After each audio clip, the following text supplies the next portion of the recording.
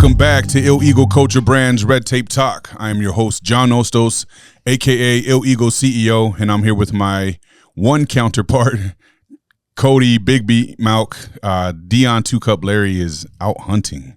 Yeah. Hopefully he's getting a kill. I doubt it. And today we have another special guest. This is going to be coming out on Veterans Day, so this is our Veterans Day special, and we have Josh Skov, who is a infantry Army vet. Josh, welcome to the show, brother. Thank you. Yeah, it's nice to see you again. We had a good night the first time I met Josh.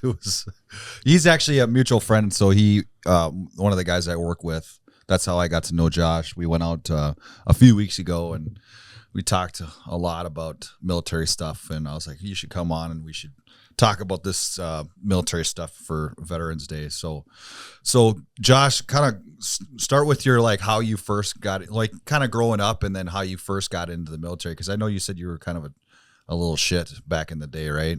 Yeah, I sure was. So I actually was born in Utah. I kind of grew up there. My parents were both in the Air Force. I was, as my dad tells me, I was conceived in Germany. And then they ended up getting stationed at, like, Hill Air Force Base. And then they had me and my sister. And they got out. And they were, like, they had issues. I mean, I come from a divorced household. So they ended up moving back to Minnesota so they could eventually get divorced. And then I came back here in, like, kindergarten. And then we moved back to the White Earth Indian Reservation. So we're hanging out there. And then, went through high school. Well, parents got divorced. 9/11 happened when I was in, like, 5th grade. Yeah. Yeah, I was walking back I still remember, like, to this day, walking back from music class. And then we walk into Mr. Kramer's 5th grade.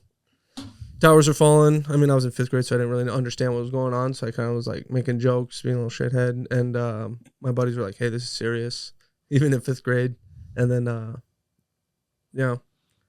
go through middle school in Detroit Lakes, graduate 2009. I tried making it, like, my dream, American dream, was to, like, have a family, just settle down, like, basically have, like, a little homestead, a little hobby farm, if you will. Mm-hmm. And so I tried doing that and was going nowhere. I was, like, living paycheck to paycheck, hating life. I tried going to college. College wasn't for me. I worked multiple different jobs, Kmart, like, there's a amusement park in DL called Go Putt and Bump. I ran the go-karts there in the summers, like, in high school and stuff. I worked at Holiday Inn. And that place is abandoned now, right? Oh, yeah. Sorry. So don't mean to get off topic here, but I drive by that a lot and it's still there, but it's, like, abandoned. Yeah. Right? Why is it still abandoned? Like, what? From what I don't know. Like, I left and it was still running. Okay. Like, I stopped working there. It's weird because they still have the big tub and everything, and there's carts or bumper cars. It's kind of creepy, isn't it? They yeah. Anyways, go ahead. Yeah. And then, I was just, like, lost. And I've always been, like, a spiritual person. So I was kind of, like, wondering what I should do as far as that. And asked God, prayed about it. And when I was in high school, I scored pretty well on the ASVAB. I got a 74. And then my GT score was 116. So, like, the Marines wanted me, the Navy wanted me, the Air Force wanted me because I was smart to them. And then, but, like, in school, I graduated with a 1.969. So colleges didn't want me. But I was too fat for all of those branches, even though I was in cross country. You're a little chubby bunny. Yeah.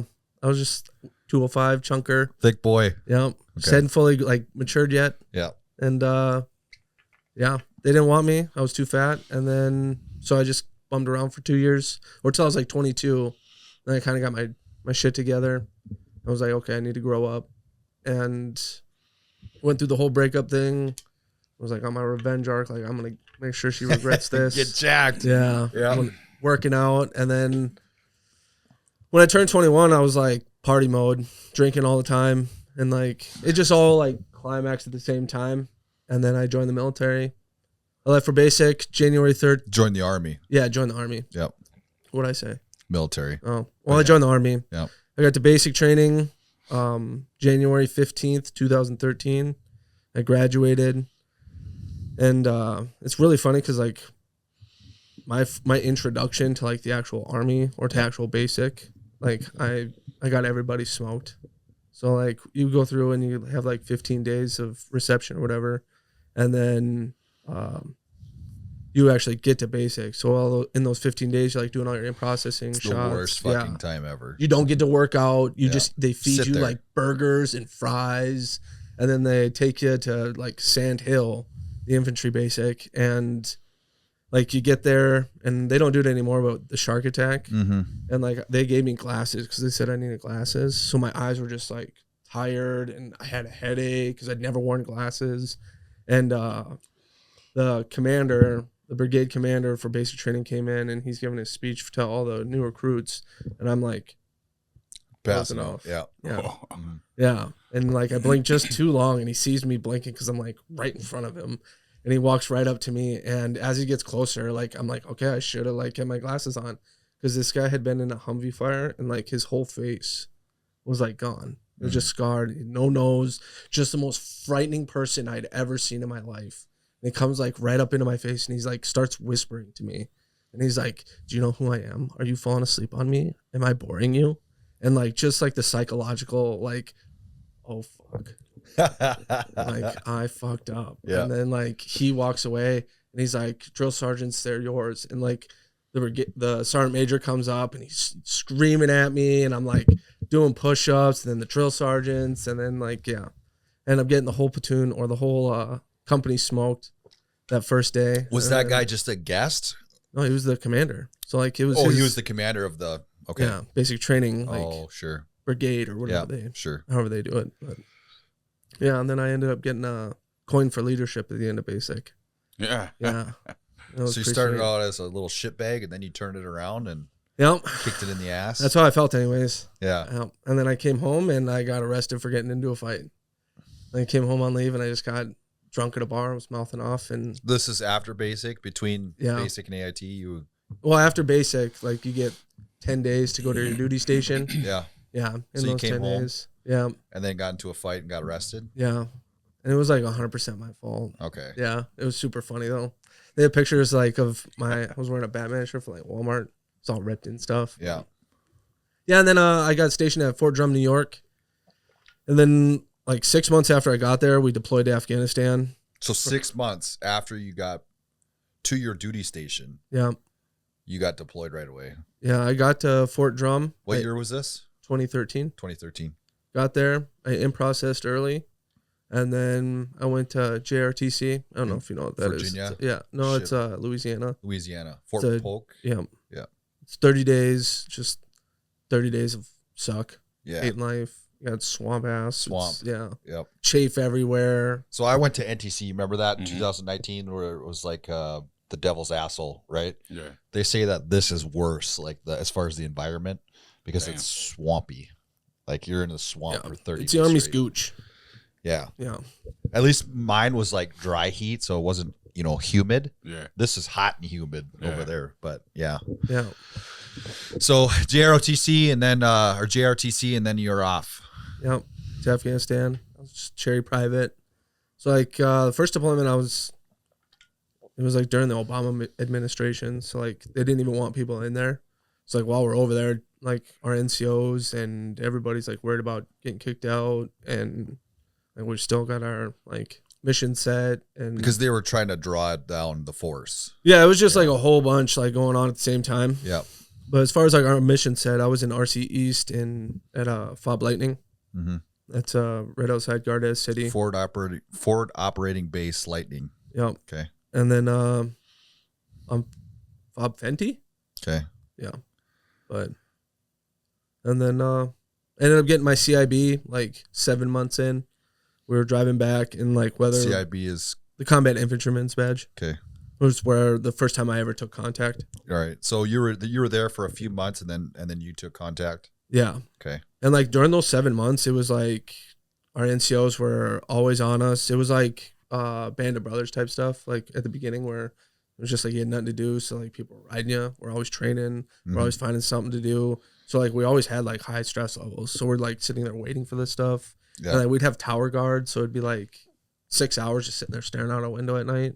We're all just like, something's gonna happen. You're just waiting for it. Yeah. Yeah.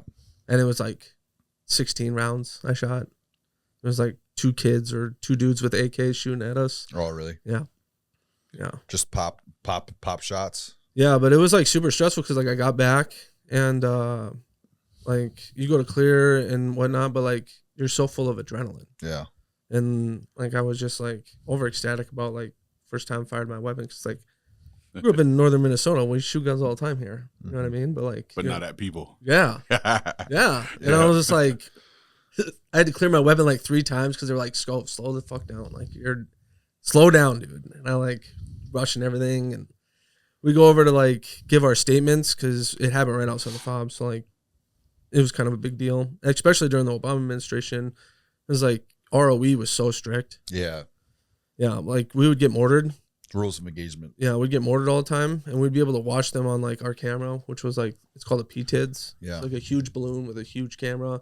You could see for miles, and like we'd watch those guys shooting shit over. Yeah, and like because they were within X amount of distance from a building, you couldn't fire back. Mm-hmm. So like we'd watch them, or they would watch them, get mortared. We'd hunker down, and then so was it the building just because there could be innocent bodies in there or something?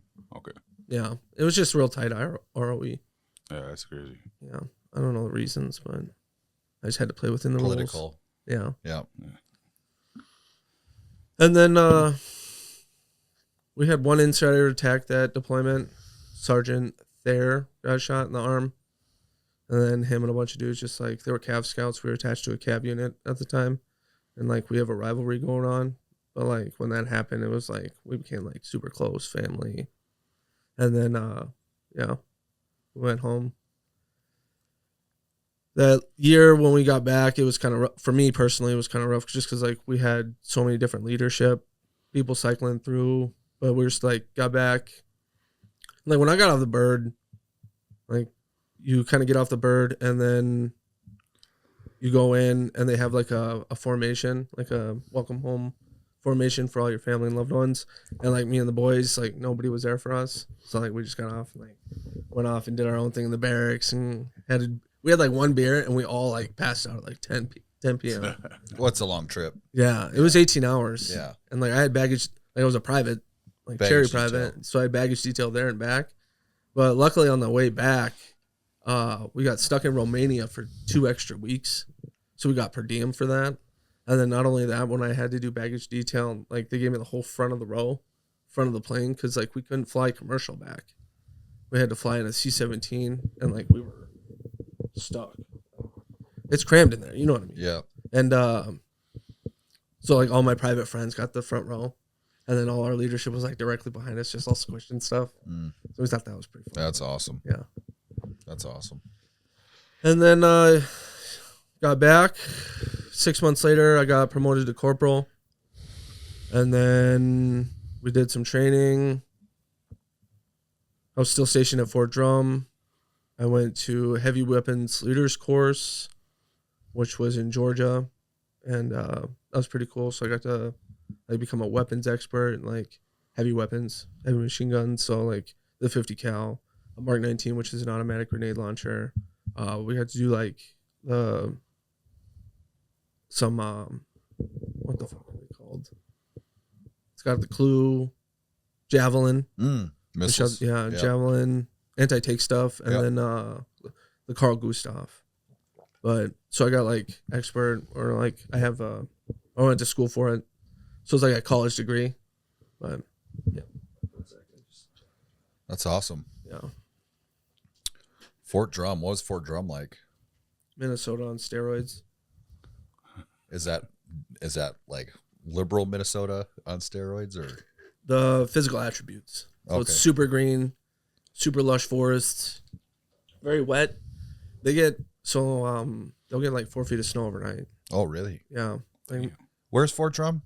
New York, right? yep. Yeah. Watertown, New York. Okay. It's like Upstate. it's like a half hour from the Canadian border. Yeah. Okay, that makes sense. So you're at Fort Drum, kind of hanging out, right? Then what? Got promoted to E5.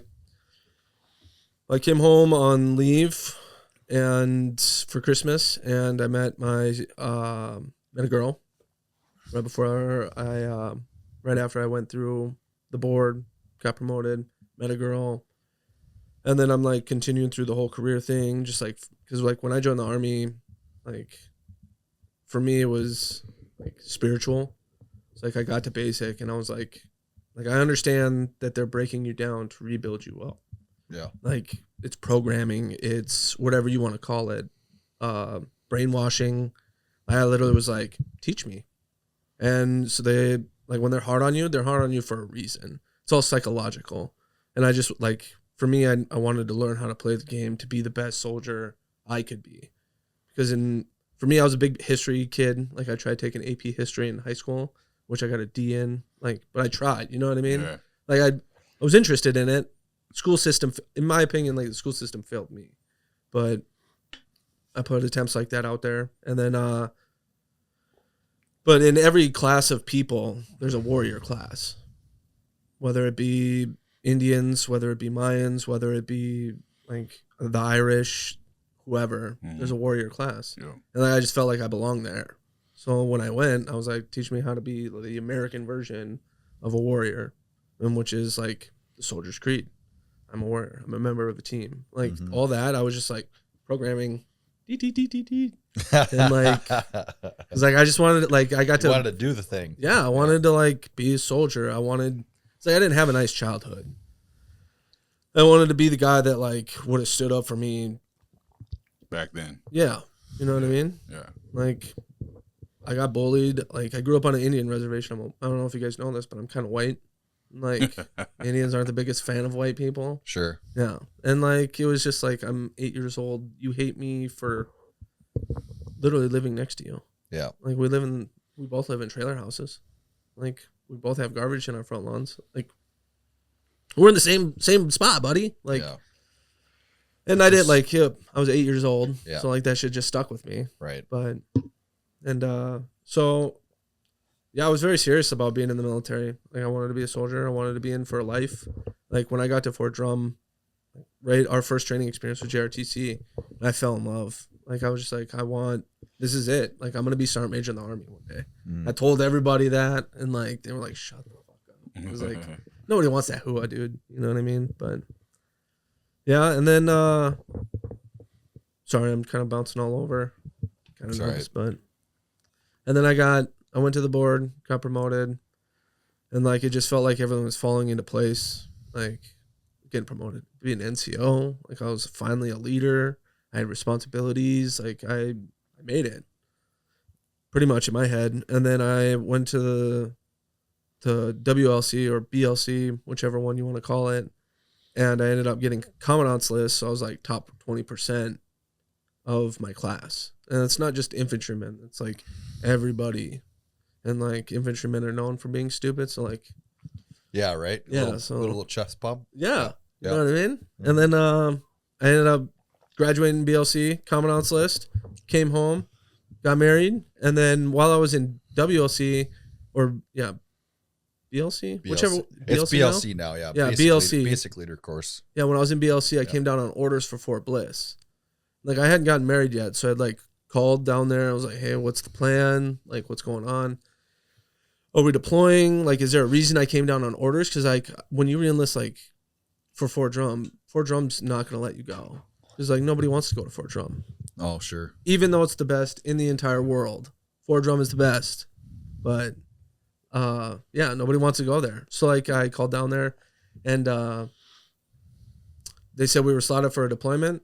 They said I would be going to 136 Infantry, 11 AD, Fort Bliss, 1st Armored Division. And that was like, I had to be there by October. And this was June of 2016. Mm-hmm. So, yeah, I was like, I think we should wait to get married. Because I was about to go on leave to do that.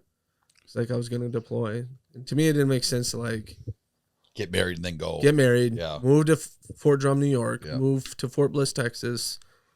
To move back to Minnesota when I deployed for 9 months. Yep.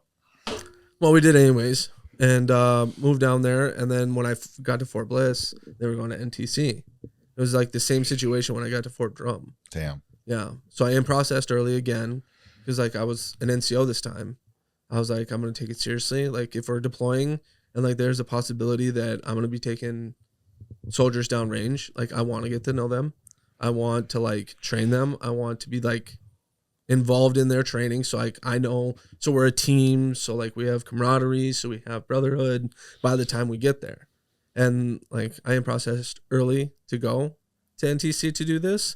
And when I got there, I was the TC for the LMTV for our company for a supply because we didn't have any soldiers yet. Oh. And like, which was fine. I did my job. We got like, it was fun. It was kind of neat seeing the whole like NTC experience from like a side perspective of the training because you're not like involved. You're not in the SOC anymore. You're like logistics. Sure. So you get to like learn logistics side, which is something we have to do anyways. NTC is a wild beast, the National Training Center. I've only been there once, but it was a sight to see how many, when you get that many soldiers involved in such a big training regiment, like it is crazy to see all these, like, I'm talking like 10,000 people involved in this training exercise, but it's very, very good training and it's very important. But there's so many different moving parts, and literally every single time that they do this, someone dies. Every single time, and they have several. Every month there's a training thing going on at NTC. Every single time someone dies out there. That's crazy. Yeah, a lot of vehicle accidents because this is 24/7. So you're doing this training for like 2 weeks straight, and it's 24/7. So it's going throughout the night. And it's a lot of like driving accidents because there's a lot of cliffs. This is in California, so there's a lot of cliffs and stuff, and people will drive off the cliffs because we're driving around with nods on, night vision, and they'll just drive off a cliff. And sometimes people are in like turrets and stuff, and they roll over, and they're very, very strict on how you sleep right now. So when you, and I don't know if you remember this, but when we were out there in 2019, there was somebody that just got ran over when we were out there. So when you're sleeping, they just make it so they're very strict about it. So you have to tape off this entire area with like glow sticks and stuff like that. You can't sleep next to a vehicle. Like they were very strict because people were getting ran over when they're sleeping. Yeah. Because like I said, it's 24/7. So obviously there's going to be people sleeping at certain parts of the time, but the mission needs to continue, and these people are getting ran over. So they're very strict. Did anybody die when you were out there that you know of? I was like brand new, so okay. I didn't know anybody. I was just Sergeant Skov, like, hey, I'm this person. But yeah, and when I say so, like people died. I think we had literally one of those situations where the guy was just sleeping there underneath because they try to underneath, sleep. Yeah, and that's a big thing is like you can't sleep under. Can't sleep underneath. You're not supposed to. Yeah. And then they just start the vehicle up, and like no matter what, you're supposed to have a ground guide. Yeah. Like there's supposed to be at least 3 people technically that are with the vehicle if it's moving. Mm-hmm. Someone driving it, someone in front, and someone behind. Yeah. So, but that's crazy. Yeah. Anything crazy happen when you're at NTC? No. We just had like stupid stuff happen. Like people, like other LMTV drivers driving over like C-wire. Oh yeah. Driving into we had somebody poles. run over C-wire in the Humvee, and it wrapped up in the axle and everything. It was a process to take it off. Oh yeah. Yeah, there was some people that went crazy out there too. Like for some reason, when it sucks, when you stay, it's not fun. Sometimes you got to stay up for days on end, and get a little delirious. Oh yeah. So what happens after NTC? We came back, and that's when we got all our soldiers. So like the Army was like, "Hey, here's all these soldiers," and they were brand new, straight from basic training. No way, straight like off the bus. Okay, like. And we're deploying in 30 days to go to Afghanistan. And after NTC, it was our company that was selected for, there was a Special Forces uplift mission. And our company was selected. basically what we were going to do is like they were going to take our company and they were going to attach us to SF ODAs as like uplift, which is just extra manning. And To assist. yeah, to like be a force multiplier for them. Okay. While I was at NTC, this is 2016, Donald J. Trump became our president. Yeah. Yeah. And so we knew, like, we didn't like know officially, Yeah. but we knew Yeah. that like something was going to happen, especially if we're being like tasked to assist SF ODAs. Like we're in Afghanistan already. He's already talking about ISIS and like all this other stuff. And then we leave January. And like, so for 30 days, we had 30 days to basically Get them train all these brand new privates. Like I had a whole platoon of brand new privates. And it was just like stacked full of NCOs from like 18th Airborne Corps. So it was like 25th that and 25th out of Hawaii. There was a bunch of dudes that just came and were PCS from like 82nd and 101st, and then dudes from drum. Like I came from 132 to 136, and there was like 4 different guys from my battalion and Fort Drum. They were in my battalion down at Fort Bliss. Just something I just thought was weird. You know what I mean? Like they knew something was coming. Yep. And then we go, and then like Trump takes office January, and we were fighting ISIS February, like right off the bat. Right when you got there. Yeah. So we're like fighting ISIS with a bunch of brand new privates. And like the first SF ODA team I was attached to was a National Guard team, 19th group out of California. Okay. Yeah, and they were like made up of like FBI agents and like cops and dudes that are kind of high up in our society. Yeah. Yeah, they kind of treat us like dog shit, but we're just fucking stupid grunts to them. You know what I mean? Right. So we did our job, and then it was from the get go. It was like balls to the walls. All our dudes had CIBs, like saw combat. First few days we were in those valleys, and we hadn't seen fighting like this in years. Mm. I mean, there's spots in Afghanistan that we're seeing fighting, like the SF guys, but not like regular army. Where was it more heavy?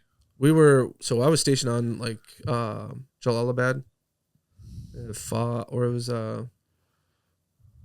Denti Camp Dyer. That's what it was on Fob Fenty. That's what Fob Fenty was on JBAD. And yeah, it was like every 2 weeks we'd go out for 2 weeks, 2 to 3 weeks. So like the first mission we were on, it was with the National Guard team, and we took over a school, like in an abandoned school, while 2 other teams were in the same valley, just like on the other side. We all had our own, like it was a huge operation, and I was just a 50 cal gunner for the team captain. So like I just got to sit in a turret and hang out with him, like listen to him, like basically command battle space. So he was like an orchestra conductor, like controlling a battlefield, and I'm just sitting there like playing with his 50 cal on the top of a truck. Yeah. And then we did a lot of Overwatch for like the guys moving for the first mission. And then the first night we took over the school. We're up on the roof and we're like sitting in security positions because we don't want no one to attack us, obviously. And the roofs were off-centered or different heights. And when I went to step down, I rolled my ankle first, and then like I just basically collapsed on my leg. And like I woke up the next morning, they were like both like fucking swollen. Like so I just had to sit in the turret. Luckily I didn't have to dismount. Otherwise I think they would have had to medevac me. But I was like just chilling in the turret, swollen leg, and then hanging mortars. But after that, we came back, and then I was back for like 10 days, and the SF teams were set to rotate out of country, and new teams were supposed to set to come in. And the second location I was at was where the Moab was dropped. It was like 200 meters from where the Moab was dropped. So like the first mission, I got to watch it. Like the Moab, I don't know if you guys know what that is. The mother of all bombs. Yeah. We got a Moab bar at the gym. Yeah. Hell yeah. And then so I got to watch that.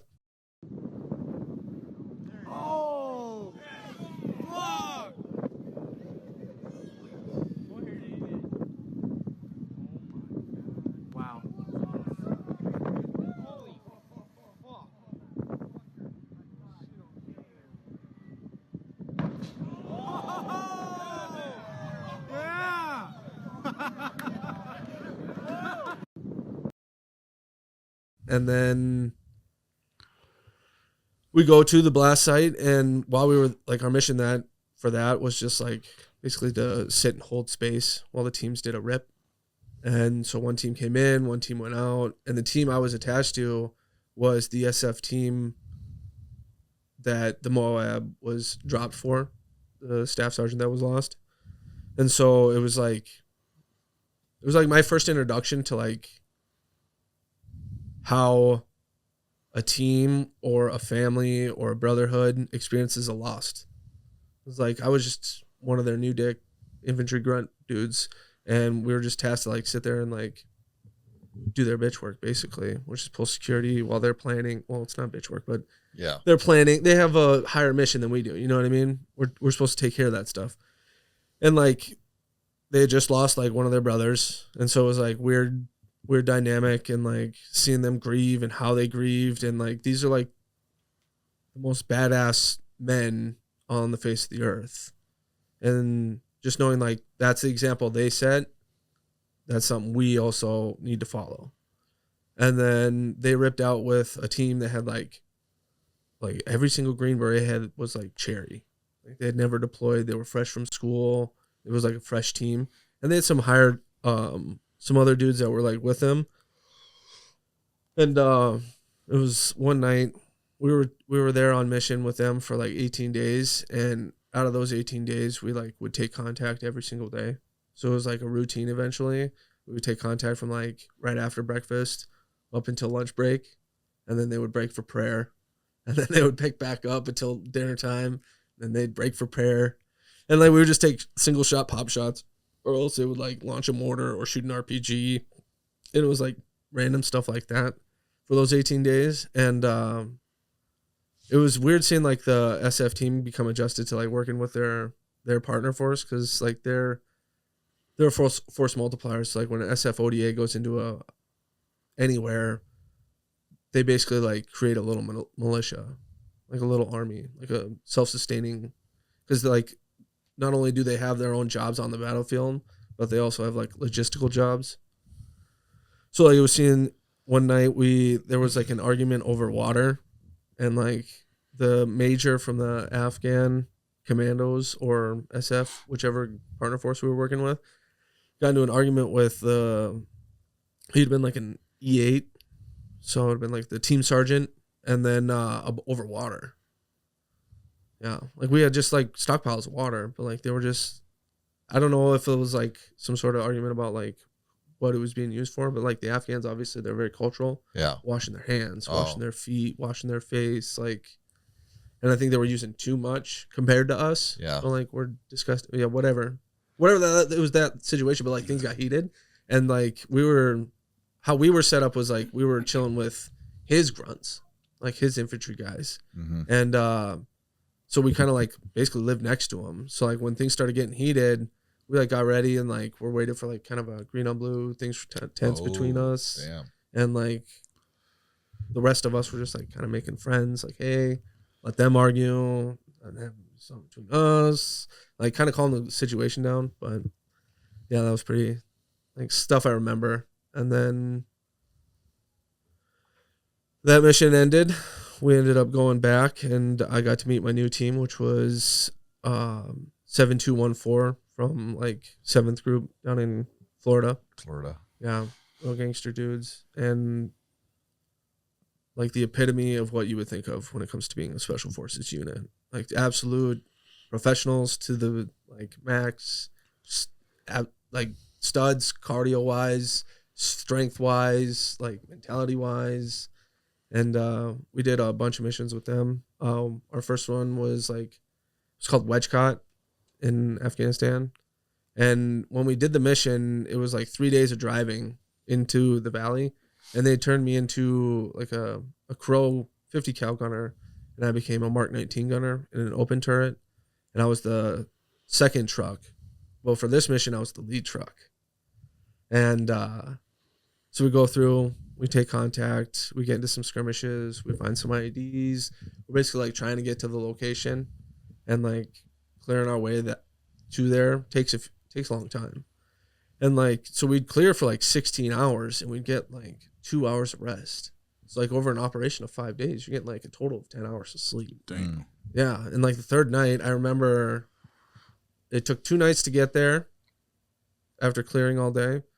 And like you're in the turret. So it's obviously Afghanistan. It's June. Like you're in the sun. So like the one day I went from like as white as I am now to like darker than you, like just in an afternoon. And I like was like burnt that way. I didn't like turn red. Yeah. Like cooked You just me. got cooked. Yeah. Yeah.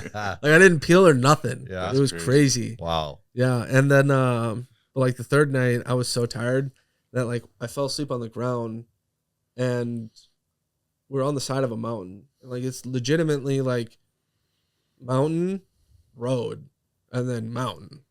And like we came out to this plateau and we're pulling security and like getting sent in for the night. When you lay down on the rocks, it was like a reverse blanket because like the rocks were so warm, but the air was cold. So like I slept like that, and then like I at some point I was woken up and told I had guard, and I got in the truck, and the next thing I know, I woke up from. Last thing I remember was waking up or falling asleep on this nice warm rock, and then I wake up to one of the SF dudes like screaming at me. Well, like not screaming because it's midnight, but like shaking me awake. Like, cause I'd fallen asleep in the truck pulling security. Like, Damn. Yeah, we were all toasted, absolutely exhausted. But yeah, that was like my first real day of seeing like close contact. They were shooting recoilless rifles at us, which I have like some footage of, but snipers were going ham, and like I'm in the front, so like I was the closest like American vehicle. And like our SF counterparts were in front of us, and it was like they kind of just like forced us into a choke point and ambushed us. Push,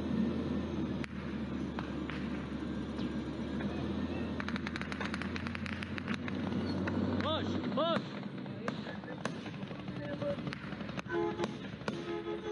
Push that fucking Humvee forward. Hey.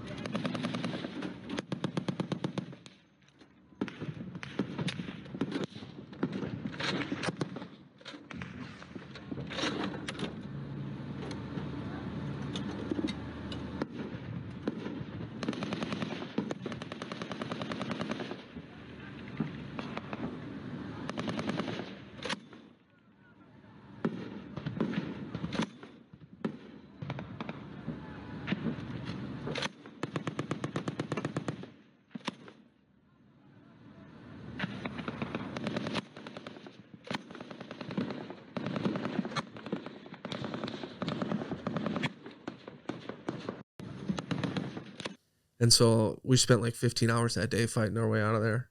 Dang. Like, yeah. And like the Mark 19, it shoots over a mile. And like it's anything within like 35 meters is considered to like be wounded. Yeah. Yeah. And then anything within 5 meters is like allegedly dead because it's a grenade.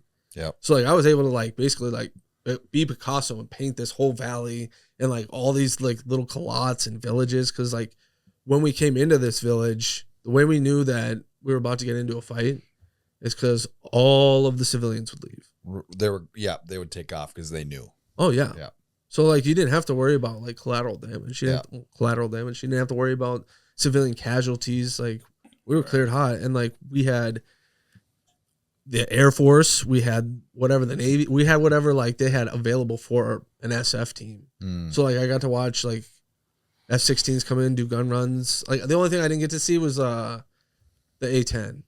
That was the only thing I was like super like But like I got to see a B-2 bomber do like a drop, and then like Apache helicopters all the time, and yeah, it was just like craziness. And the team I was with, the team sergeant, he was like crazy about mortars. So wherever we went, we had to set up a support by fire position, like to the book, like as you read Army manuals, like it was set up just like that. And it was like, that's when I say like he was like the most professional, because like they're experts at like 10 level tasks and so proficient at it that it's like butter. So like we would do that, and then we would just launch mortars all day, and like yeah, That's crazy. and then it was nuts. And then we came back, and it was like a rotation. We'd come back for like 10 days, and then we were back out for 2 weeks. Back for 10 days, out for 2 weeks. Back for 10 days, and then my deployment was cut short though. We had one more mission, or we had two more missions after like with that team, and then 4 total. On the 4th one, I was like blown up. But the mission following Wedgecott, we had a mission to Debala, which was basically like the White House of ISIS in Afghanistan.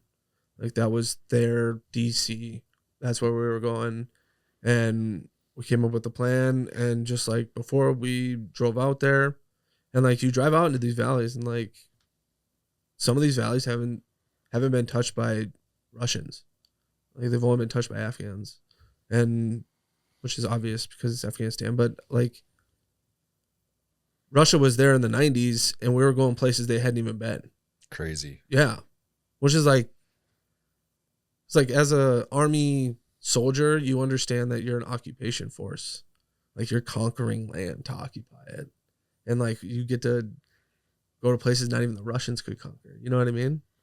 And then we go out to this place, and they hit us with like, we set up the support by fire position. We had our assault element, and then down in the riverbed, because we're up on the side of a mountain, we had another element that was flanking, and they hit us from like a bajillion different positions. It was like throughout the whole valley. They had set up one giant assault like ambush, and they hit our support by fire element first, and we had one of the medics, one of the team medics, the SF medics, he got shot through the elbow. And then we had another one of the echoes, he got shot through the calf.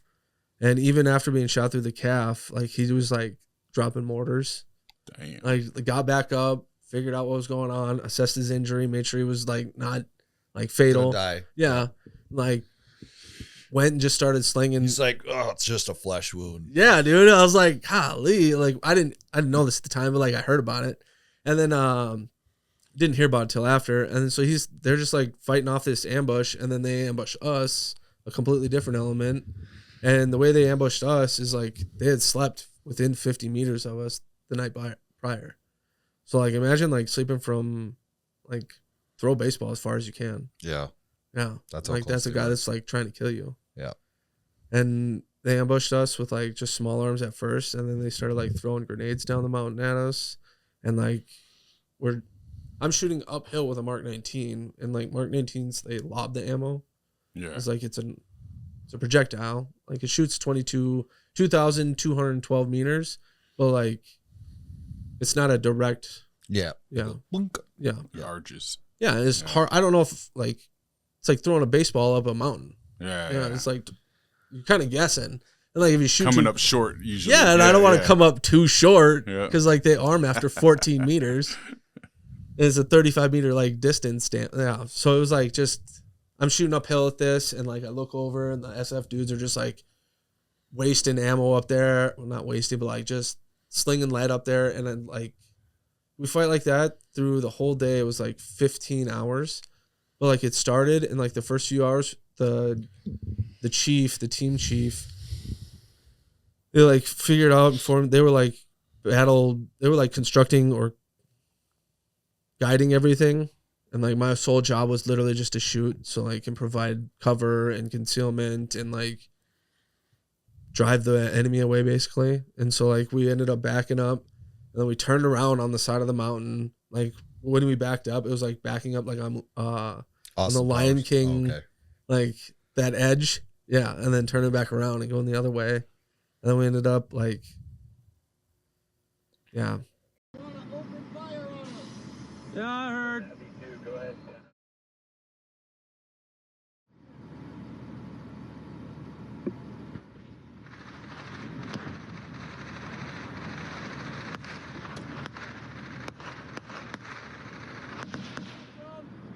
I don't know.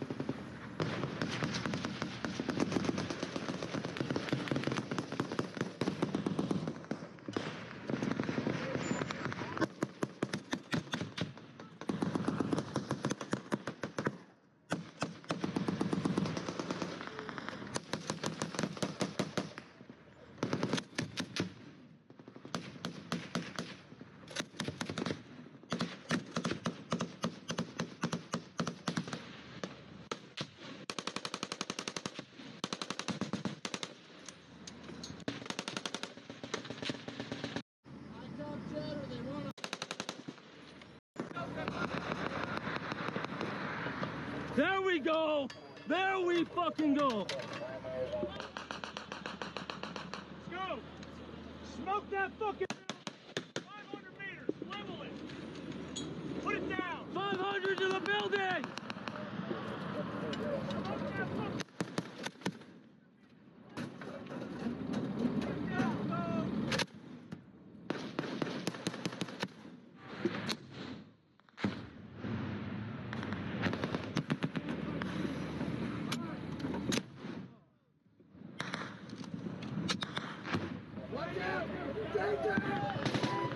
Jag!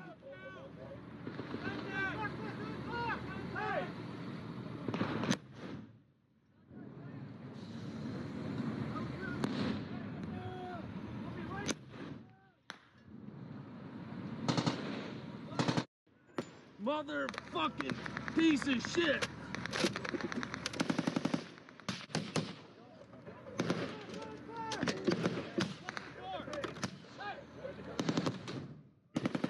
Holy shit. What are they shooting at? PKM, it sounds like. I had 887 fucking.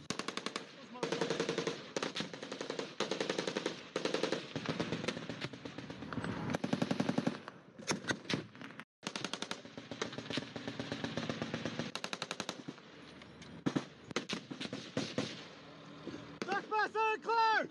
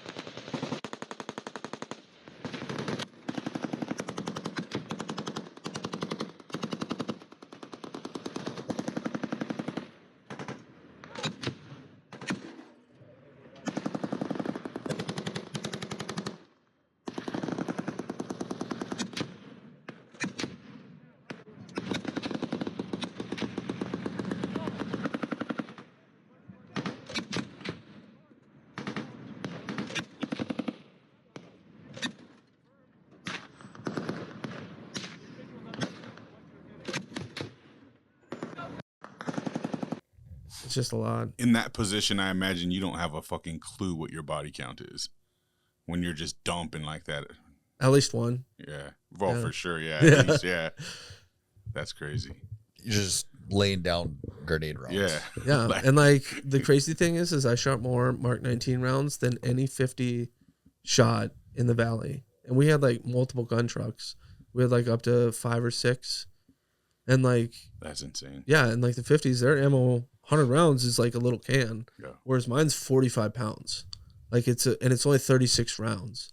So I had to do like 15. It's like lifting a 45-pound plate out over, jimmying it into this like little cage for this ammo can to sit in. And then you got to lift the rounds, lift the feed tray, slide it in. There's a whole process. And like 15 times, 45 pounds each, like you get tired. Yeah. And like you get back and you're like, you just didn't shoot anything?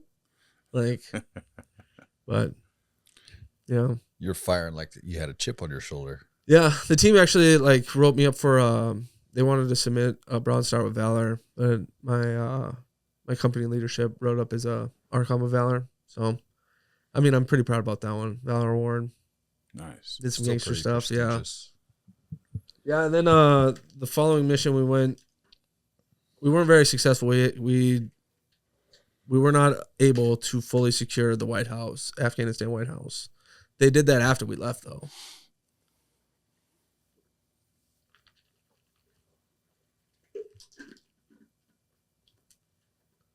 And then we had one more like short little mission back out to Wedgecott, and we brought like the chaplain, like the battalion brigade sergeant major or something.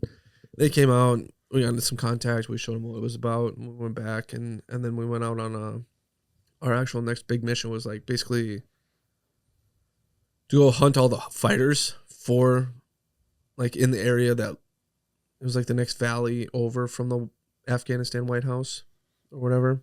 And then so we're just basically going to this valley to clear out all the fighters so we can end up going back and taking the White House. It was the long plan as far as I know. And then so we go into this valley, and like the first half of the day, it was like another 5-day mission plan. We're supposed to go in, clear out through our phase lines, and then on the first day we pulled in and we started taking contact, and I kind of just sat there because like I didn't really have I didn't need to be active, and I didn't need to be wasting ammo, so I wasn't. So I basically watched us have a firefight for half the day, 6 hours, 5 hours, whatever it was. We got some intel, we dropped some bombs, and then we were gonna go down and do some BDA, some battle damage assessment on the places that we dropped bombs. And when we came into this choke point, they hit us. And like when they hit us, they were like from here to the doorway. It was like 10, 15 meters. And like it wasn't for me because I was in the turret of the truck, but like it was for the guys on the ground that were like dismounts, clearing around, making sure.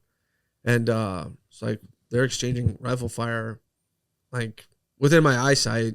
And you have Mark 19, so you can't really shoot because otherwise you'd hit your guys though, right? Yeah. So in my turret, I had my Mark 19, I had my M9 pistol, I had my M4 rifle, and then I had the Remington 700 pump action shotgun. And I just want to say that I never once had an ND. Negligent discharge. Yep. Pretty proud about that. Yeah. It's a lot of weapons. Yep. Yeah. So when your guys were that close, what did you do? Watched. Okay. Like from where I was, like being in my position was probably the best for war watching. Oh yeah. Yeah. It's like you have to be a very patient person with a Mark 19 because you only have so much ammo. You only have X amount of rounds. Yep. And you have to be selective when you're using them. Otherwise, you're going to be sitting up there pointless with your M4, which you could be on the ground at that point. Yeah. And you have a heavy weapon. What if you don't know what's coming later down the line? You know what I mean? And so you spend a lot of time like, okay, am I needed for this fight? Am I needed for this portion? Like, do I need to just waste ammo? Am I contributing to the firefight? Like, am I doing too much? Which you can never too much because like the whole goal is to like make sure they stop shooting at you. Overwhelming power. Yeah. And that's all at your discretion, though. There's not like someone telling you, go, don't go, none of that. It's literally just... It's left at my discretion. Yeah. And let's say one of the team guys tell me to do something, then I obviously do it. Got it. Like, but if there's no work to be done, I don't need to be like overextending. Yeah. So it was like I got to watch and learn and understand how like they set up. They would like do like in the when you're feeling overwhelmed, you're supposed to take a tactical pause. And like I was able to watch how they did that in certain times and like understand, and like it just basically taught me how to like, and like I was watching how to be a warrior, and, like, understand this stuff. So it was like getting the mentality and shit. Yeah. Yeah, it's like understanding like bigger picture, your job, your buddy's job, how it all works together, and like and then what was I saying?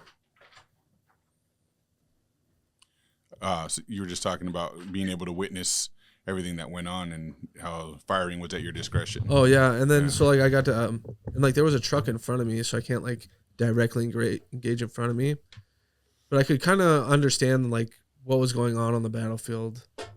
Like you may not be able to see everything like with your eyes, but you can learn to like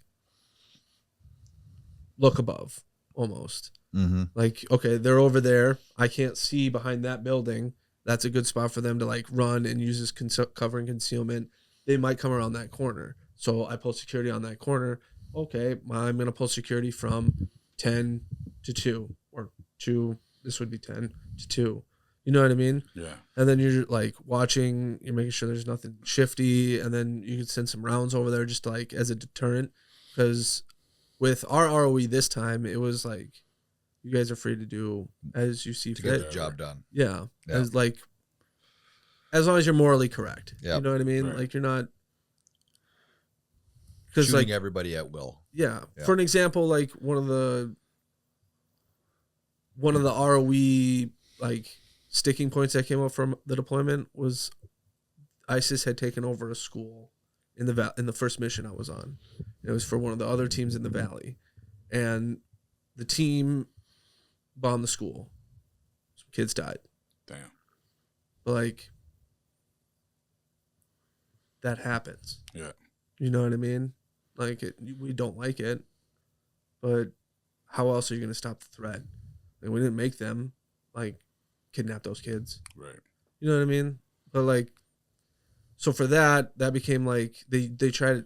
ISIS is actually really good at like social media and stuff, so they used that as like a way to leverage the populace, the people in the valleys. Oh look, they're killing your kids, and then it becomes like not they're killing your kids that we kidnapped, but they're just killing your kids. Yeah. And like they'll make like fake stories. That's wild. They're like, hey, you killed like my brother Muhammad and he was innocent, and they're like all sorts of crazy stuff. We're like, we didn't even drop bombs over there, dude. Like that wasn't us. Like your boy must have stepped on an IED. Things like that. It was just like just ways to like kind of mess with us. Stir the pot. Yeah. And then so we had to like open ROE. So like you could recon by fire, especially if like you knew there was no civilians in the area. And like that was a big thing. But we got stuck there, and like over the course of that day, like we fired the Carl Gustav multiple times, and like you're not supposed to be behind it at all. You're not supposed to be in front of it or on the sides, unless you're like the assistant gunner. And like I ate like 5 of those back blasts. Like my head was just like splitting. Like it's just the overpressure. So like when someone slams a car door and it like claps, it's like that times a bajillion. Damn. Yeah. And then we're dropping bombs like right next to us, danger close, within hundreds of meters of us. Like shit's flying up in the air. It's always raining dirt. And like it's like a movie scene. Yeah. And like, yeah. And so we're sitting there and we're fighting. That's going on. It was just like consistent like back blasts. At one time, one of our Afghan counterparts got in the back of the truck I was in, and we had 240s in the back.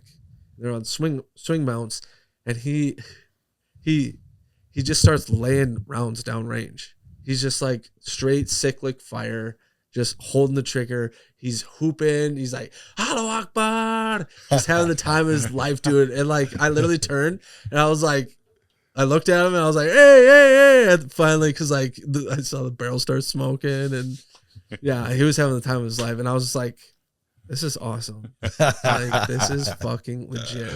That's wild. Yeah, and like you look around, like some people are mad because they, first of all, they don't really want to be there, but like other guys, like having the time of their life. Yeah, Just loving it. Yeah, like war is like the most. It's like the ultimate team sport. It's like once you're like That's one way to look at it. Yeah, like it's a well-oiled machine. Like, So we out here in a fucking war zone trying to brush our teeth and shit. What are you doing?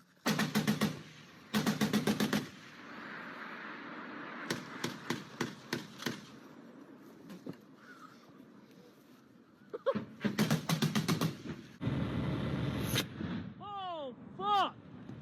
I have no idea. Holy shit! Dude, it literally blew up where I'm throwing these can tops. I know, I have poop in my pants. Oh, fuck that motherfucker. I ain't fucking up, fam. Woo! That bitch is coming close, bro. That bitch is coming close. That sniper was close as shit.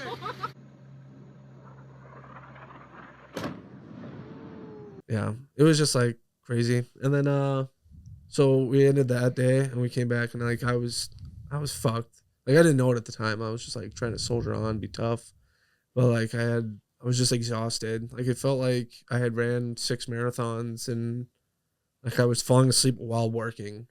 Like I'm actively doing stuff, and I'm like falling over. And we ended up going back. I cleaned my weapon, go to bed, and like 2 hours, 3 hours later, we wake up for the next day's mission, and we go to a different portion of the valley, and we spend half the day again clearing a spot for the support by fire element, and we drive like, for us it would have been like 1.5 miles, like in miles, but it was like a couple kilometers.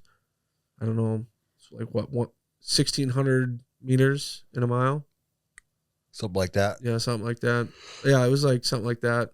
Like as a crow flies to where we ended up. But like we drove around this valley, and then we stopped finally as we dismounted, and we had taken a couple casualties that day. So it was like 3:00. I hadn't eaten, and it was like Were fucking those your balls guys, hot. or is that SF boys? So we had one of the Afghan like EOD. They're called NMRG. Sure. Yeah, they found an IED because I'm in the turret. So like, but it's a team sport, so it's we. You know what I mean? Yeah. So we find IEDs, and the guys come down and they're like inspecting it. One of the Afghans like looks over it and he kicks it and it explodes. He kicked it? Yeah. Oh, jeez. Why did he do that? Dude, if common sense was common, it would just be called sense. Okay. Yeah. Yeah. So he kicked it and exploded, blew him up. Oh, it blew up in his face. So like he got injured. Oh, Like it didn't take his head off or nothing. It was like a little toe popper. okay. And me and one of the guys, Hudson, he was sitting there, and I was like, "See, that was the one we needed." We would always joke about because we have like one bad leg. Always joke about like stepping on IEDs with our toes because it's like a toe popper. That's what they called. Yeah. Yeah. So I don't know. It was a little dark humor, but anyways, Was that his guy got face me like back. really fucked up? Huh? Was his face really fucked up? It wasn't like that bad. No. Yeah, it was just like a lot of cuts. Like Okay. it looked like it like basically like he got smacked in the face with a sock full of nails. Like right in the Dang. nose. Yeah. But so he got medevaced, and then we moved over. Finally got to go ahead. We had a different partner force this time. We generally worked with the SF like special forces, but we had the commandos, and we didn't like have a good rapport yet because the other teams in the commandos, some of them didn't get along, and like there was issues and drama and stuff like that. But like for us, we seemed to be getting along well with them. Plus, With the Afghanis. yeah, Yeah. plus we ended up getting like assistance from like one of the local police officers, who his name was like Bilal Muhammad, and Bilal Muhammad was actually Taliban. So like we're hanging out with like Taliban Weird. fighting ISIS. Weird. Yeah. So it's like the enemy Is of that my enemy hindsight is, 2020 now? It's like looking back, you're like, fuck, dude. it's like I feel like I stepped into like medieval times. It's Or, very like, I'm just- strange. That you right? wanted that warrior shit. Yeah. You got it. But it's Yeah, very- I know, right? It's very and like strange. here's what's crazy is Because they didn't like ISIS at the time. no they still But it's don't. like you were gonna say that the enemy of my enemy is my friend. Yeah, and Yeah. like what's crazy is like when we got done fighting and like everything was done for that mission, that final mission where I got blown up, like we came back and we had like a meal together, Yeah. like a feast, Right. And like their food's a little different, obviously, but it was good. It was like hanging out with the boys, Yeah. and the crazy part is like you're looking around and we're like having a fire, everybody's chill, we're all exhausted, we're all eating like meat and their naan bread and their rice, and like everyone's kind of just like chilling, looking around, and you're like, literally, if this was any other time, we'd be like killing each other. Okay, so this is 2016. We were fighting 17. 17. We were fighting the Taliban in the early 2000s, like at the beginning of the war, right? Yeah. When we first invaded Afghanistan, that's when we were fighting Taliban. Mhm. But now it's 2017, and now we're cool with the Taliban. We were. You Other- guys were. Other parts of the country or So what made it different for you guys? Like, I don't understand. Like, I think it was just like us putting aside our differences, to be honest. okay, Because like To as take far out as a like the common uplift enemy. went, we followed the SF teams. Like we literally like we're good soldiers. Yes, sir. We're gonna do however you see fit. We're gonna do it like whatever you're trying to accomplish. We're trying to accomplish too. And like that was the mindset I had for the SF team. Like Yeah. we worked with, because I was like the liaison. sure. So whatever they wanted, they basically got from us. And what they wanted was like a good, peaceful relationship. So like we didn't mess with their guys. We offered them water. We were overly friendly, like stupid polite, and like they appreciated it all.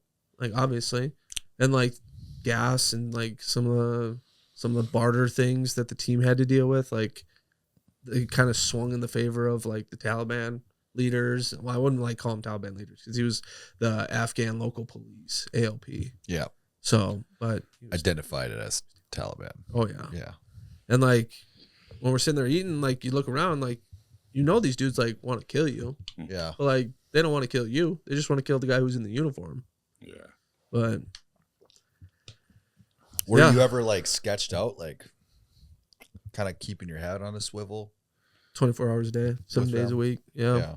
Like during the mission, like I got blown up on, like when we parked, we did our dismount, and the team chief who was in charge of the assault element that I was a part of, like he went up to the commandos and like their PL, which is their lieutenant, the officer, the guy who's in charge, the big cheese, Mm-hmm. and they came up with a game plan, and he closed the lieutenant's door. He's like, hey, I'm gonna go like relay the information, we're gonna talk about it, and then we're gonna like get it together, and then we're gonna execute. Yep. Roger that. Closes the door. The lieutenant drives off, just leaves the whole convoy. Like the chief turns around, doesn't see that, starts talking to us and like relaying stuff over the radio and like communicating, which takes some time. And at the time we didn't know it, but like the Afghan Humvee had driven up, and like we had imagery that showed they had rocks in the road as like a roadblock. And so they drive up to the roadblock, and then they stop. And when they stopped, they had a culvert underneath the road that we couldn't see on imagery. And they rolled out of the culvert with grenades and ran up to the Humvee and threw them in. So we're like 150 meters down the road. Why did he take off? If common sense was common. Yeah. So he took off, and then he got Him, ambushed. his driver, and the gunner. All got.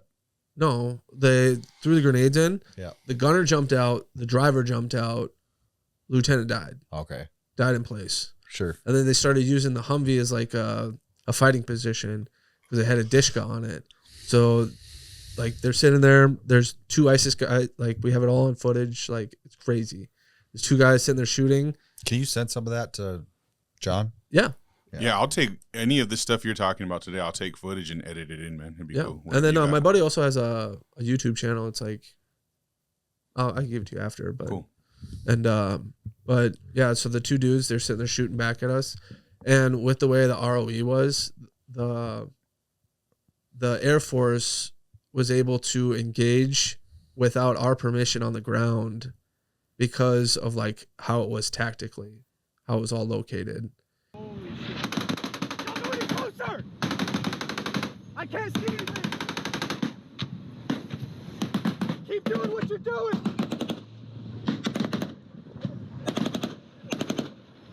Hold.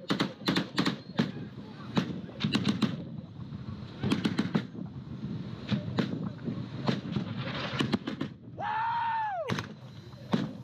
Holy shit!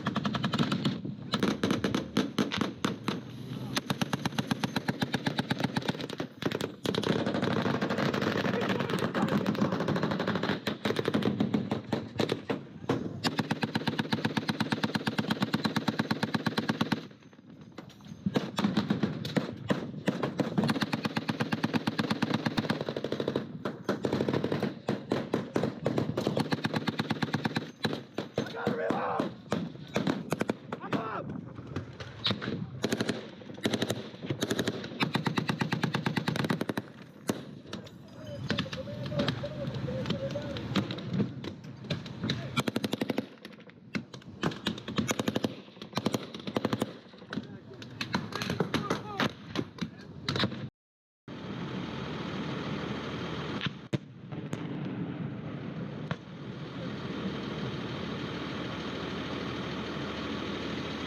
Got shrapnel in the elbow. Okay. Fucking hell.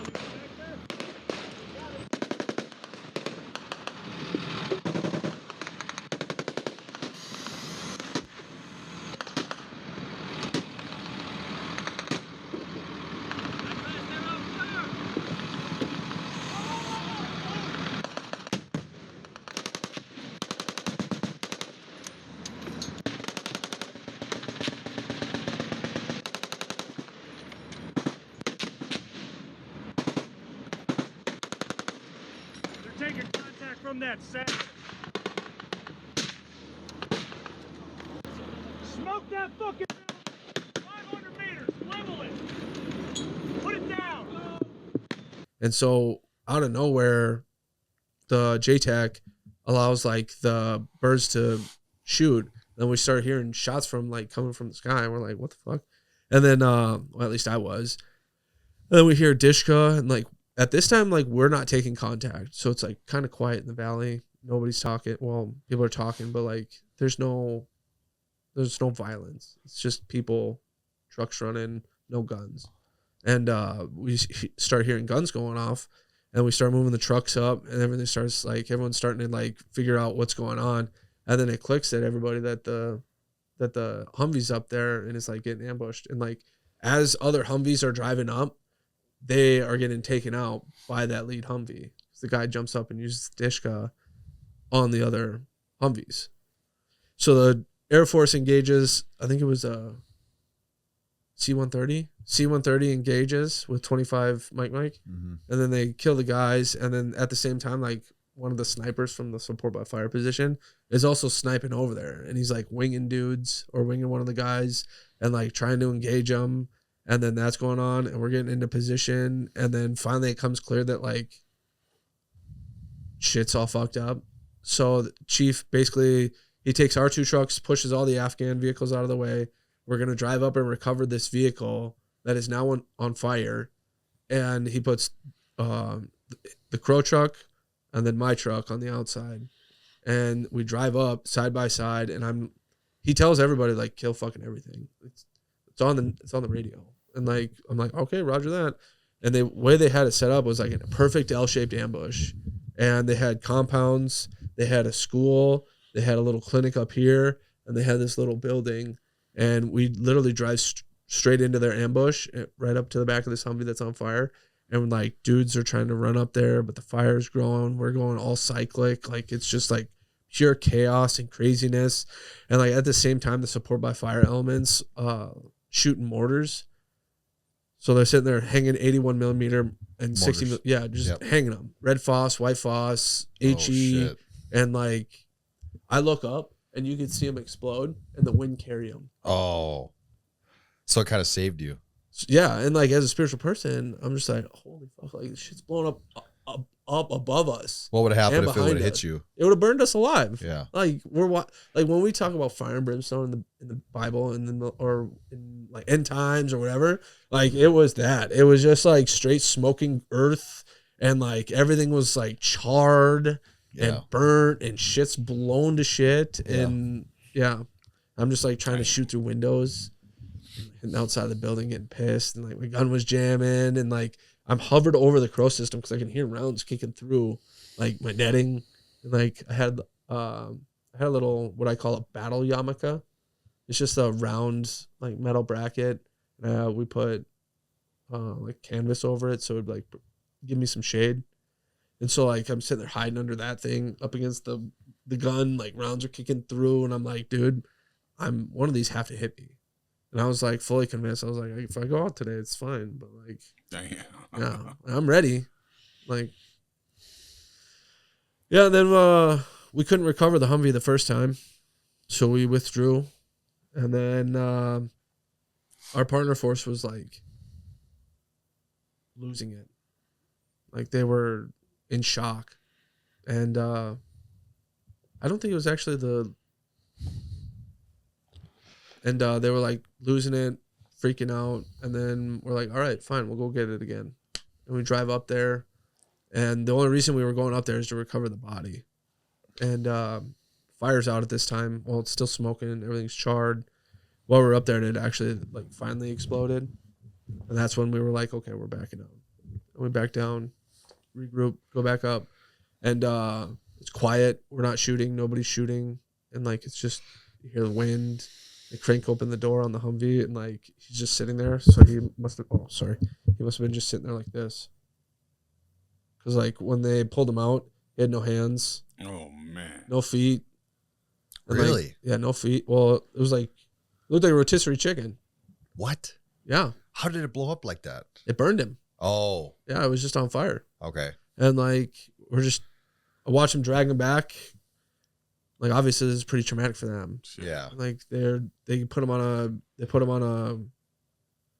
a litter. Like he's just like this on a litter on the side. And like they carry him back. And I'm just sitting there and I'm like breathing. I'm like, man, I'm fucking hungry. And that smells really good. And I'm like, what is that? And I turn around and I'm like, and then I stop and I was like, oh, they carried him upwind. You smelled him. Yeah, cooking. He smelled good. Dude, that's fucked up. I think about that all the time. Steak, anything. Texas Roadhouse. You smell it. Dead bodies. Yeah. Yeah. We lost 3 or 4 Afghans. 16 of us, I think, got Purple Hearts that day. How many people were you fighting against, do you think, if you had to guess? It was like 20 Americans on average every time. It was like over hundreds. Over 100 fighters against you guys? Each time we fought, yeah. Yeah. I would say. Damn. Yeah. I'd say about 100 each. Wow. Yeah. There's 20 of us, and then like, I mean, not all the Afghans fought, but the ones that did well. You know what I mean? So how long were you in? I was 15 days shy of 7 years. Oh, okay. Yeah, I didn't like get physically blown up. Or, like I didn't hit my head on nothing. It was just like the concussive repeated blasts. And then I got back, and the way it worked was like some of us would stay in the valley to like hold to conquered land. You know what I mean? You can't leave people. You're not gonna leave your outpost for the enemy to take. You know what I mean? So we would stay. We're not supposed to anyway. Yeah, and like, yeah, exactly. And like I was like, I'm staying. Like I was excited. And like the next few days, we just spent like recouping, and everyone was tired. We were just like basically like dead. Nobody was talking. Nobody had energy.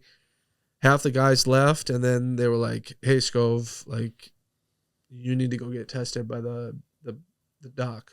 And I was like, "For what?" And they're like, "You're retarded." And I'm like, "What do you mean I'm retarded?" Shit. I'm like, "Dude, you're falling asleep at the table." Like, they just started pointing all the stuff out, and like, I was just like, "Whatever." So I go over there and I can't remember what it's called, but it's like some sort of test where Concussion test. yeah, it's like 21 questions, and you're supposed to get like CTE or whatever. Yeah. Yeah. And like, I fucking failed it. Yeah. Obviously. And then they're like, okay, well, one's okay, but we're going to do 3. And they had 2 different medics. They were supposed to have 3. They're like, if you fail the third one, like, we're You're done. Yeah. Yeah. And like I failed it. Same exact outcome. The captain, the ODA like team leader, he comes on, he's like, "Hey Skov, like we're calling a medevac for you." I was like, "I'm not leaving." Like he's like, "No, you're leaving. Like you're done. You're kind of dumb now.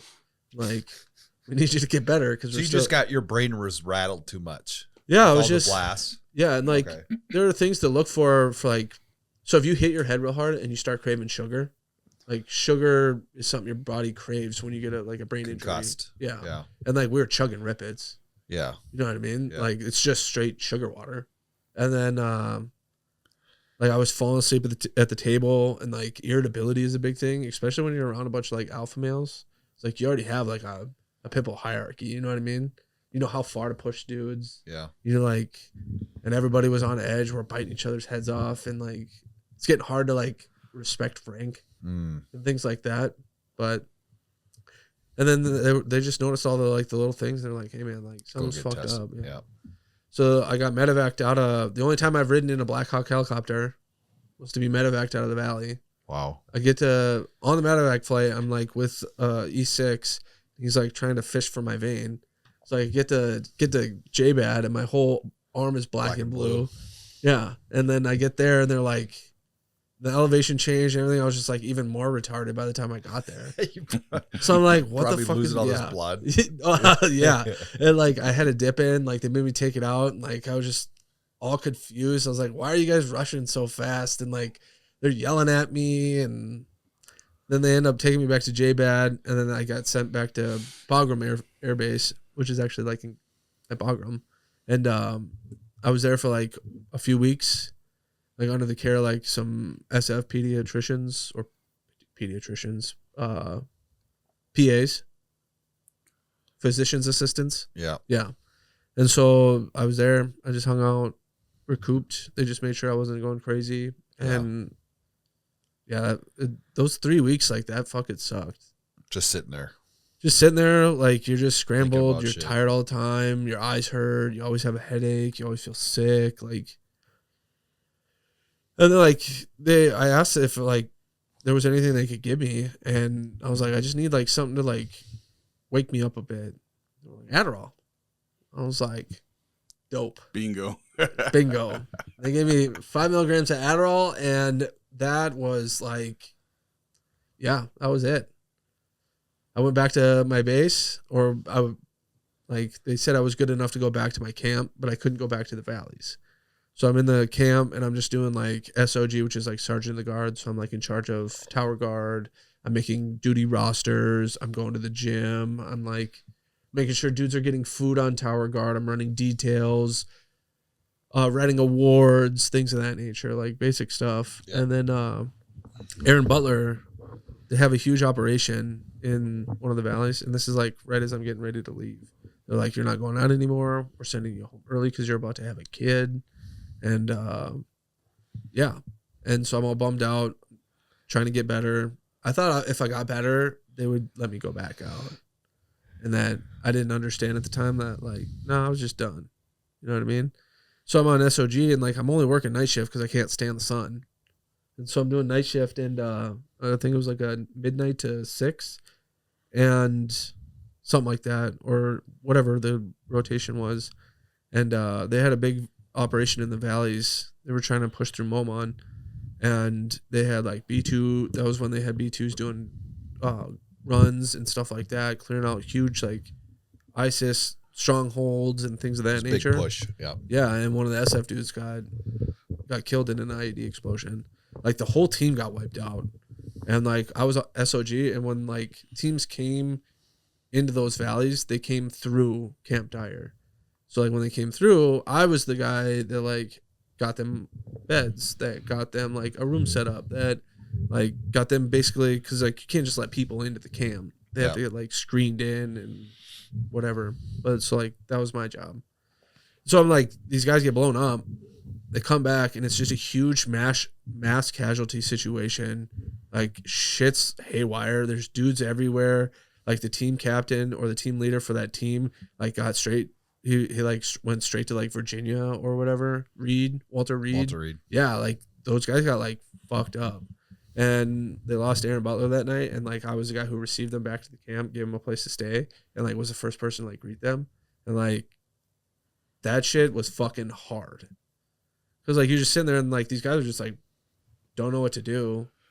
Like you bring them back, they got cuts all over their face, they're just like defeated. One of their friends just got killed that night, and like hey man, here's your cot, like we got paninis in the chow hall. Anything you need? And they're just like, yeah. That shit sits with me to this day. Yeah. Just And seeing like, the looks on their faces and just like how their demeanor is. yeah. Yeah. And like that's probably like one of the hardest times of their life. Like, and the only thing like they really do is just like feel it. Yeah. You know what I mean? Like, can't do anything. The only thing you can really do is like relive it in your brain. And then 2 weeks later, I was sent back home. And then like 2 months later, I got back to like September. And like what year is this now? 2017. 2017. Okay. Yeah. And then September 2017, I get back. And then I go to like get my head checked out for getting a TBI. And I go to my PA, who's like, because you have to spend a week re processing. So they're like, you go from Afghanistan into medical records of like wherever your location is. And so I go to the PA where I'm assigned to, and he's like, yeah, you were never blown up. And like, what are you talking about, dude? Like, I don't have time for this. Like, I just want to get fucking help. And he's like, no, it's not in the record system. Like, there's nothing. I was like, dude, I got back like 3 days ago. He's like, oh, well, there's no reason for you to go yet. Like, he basically didn't believe I got blown up in Afghanistan. I was like, what the fuck? And like, I had to argue with this guy that like, no, man. Was this at Bliss? Yeah. Yeah. And I was like, no, like, I really, like, I don't know if you know this, but they wrote up a Purple Heart Award for it. And like, it's a whole thing. And yeah. And I was like, I have the Civilian guy, right? No, it was Army. It was this. Yeah. And like, I get back and like, it was just like a weird thing where like, you have to fight for your health care. Yeah. When like, I thought it would be like, because they say that, oh, we're treating TBI wounds and like there's a big push. And like, you would think that if you had a bunch of dudes who received TBIs overseas, you would want them like as a case study. Yeah. If you're saying that you're going to watch them, you would take them and you would like watch them under a microscope. Yeah. And you'd be like, all right, what patterns of behaviors, like symptoms, XYZ. And like, it was just like, nah, you had to like fight to go to your own appointments. And like, I had dudes that would come back and like, luckily I had the deployment prior, because like I was able to witness what it was like coming back the first time. So I had that experience. And for the guys that I had, like I knew they were going to be drinking. I knew they were going to be getting in trouble, especially with like how kinetic our fights were. And like the fact that we lost Kirkpatrick July 3rd and like all this other stuff. Like we had dudes getting, we had a lot of dudes get like injured and shot, and like Beckles got shot in the head and like he lived, but like, you know what I mean? Like there's just a lot of things going on. Yeah. And like they needed to be supported, and like there was none of that. It was like you come back and, all right, guys, I'm glad we're a team. And then you're kind of fighting for yourself. Yeah. Yeah. Which is crazy to believe that that's happening here in our country for veterans who've gone to combat for us. And especially after it's been going on for almost 20 years at that time. I mean, 2017, it's been going on since. But we have no issue sending hundreds of billions of dollars to foreign countries. Right. Exactly. Yeah, which is batshit crazy. But hopefully that shit's over. So what happened then? Did you get taken care of? Yeah. I fought for, luckily I got blessed. Like big man upstairs has been like in my corner since day one, to be honest. I got back and like I got put in a different company in the battalion. Sure. Because they were doing a big mix up, because you have one company full of like combat experience and the other three companies don't. So you just swap around the combat experience some. But the way that when that happens, like you lose your friends and your brothers, and like there's a whole like situation that happens that some people don't think about and whatever. But I ended up getting help. One of our boys, his name's Yurian, he ended up actually committing suicide. And then I was lucky, but yeah, I got help. I went to the TBI clinic, the reason I think that I was failed by the VA or by the healthcare system was because Texas was great. El Paso was awesome. But like coming back to Fargo, they don't really understand the veteran side of things. You know what I mean? Like they don't understand what it's like to go through basic training. Yeah. Like a lot of those guys that like get out at Fort Bliss, they stay at Fort Bliss. And like there's no installation here in Fargo. Mm-hmm. So there's that lack of communication because I've had hundreds of appointments. I bet you I've had over 1,000 medical appointments from like speech pathology. Like I had 2 surgeries when I came home just on my left knee. I had a left shoulder surgery, torn ligaments in my ankles. Like I developed scoliosis somehow, like all sorts of just messed up stuff. And yeah, you just have to keep fighting. I can't remember where I was going with that. Hashtag TBI. So, where I was going with that is like I came back and like I got into an argument with one of my providers because like I was just depressed. Like I was, no matter what I did, I couldn't gain weight, and I was like, I talked to a bunch of my buddies, and they were all doing testosterone replacement, TRT, and I was like, well, shit, like if that's gonna help, that's gonna help. Why not try it? And like when I tried Adderall, I'm not big on drugs, but I tried the Adderall. The Adderall helped until I was able to like heal enough to like not take it anymore. You know what I mean? Mm-hmm. Like you shouldn't use it as a crutch. You should use it as like an aid. Right. And like that was my thought with the test. I was like, might as well give it a shot. And then they were like, the VA automatically shut it down. Yep. Automatically. And like my test scores were like 270. Yep. 330 at the highest. And like even for the VA 300's low. And you are how old at this time? Between 27, because 2017 I was 27 and 33 I'm now. See, that pisses me off so bad. Yeah. It's So I was like, crazy. That's stress. yeah. And like too easy, right? I'll just go to an outside source. So I go to an outside source. I go to somewhere up here, and the only thing they need is like an explanation of why I have like why my liver scores are like too high. Sure. So they say I have fatty liver disease. So I go to my provider and I'm like, hey, I just need like a note that says what the treatment plan is for this. If there is no treatment plan, can we write that and just say, hey, no treatment plan? And she's like, you're not doing tests. I'm like, what do you mean I'm not? Like, this isn't your decision. This isn't your body. Yeah. My body, my choice. Yeah. I was like, that's because she was a female and I was a guy. You know what I mean? I was like, I don't want to like throw it in her face, but I was like, this is my body. You know what I mean? Like I can either do this illegally. Yeah. I'm trying to do this You're the right way. do it either way. Yeah. So. If you don't let me do it this way, I'm gonna get trend with it. Exactly.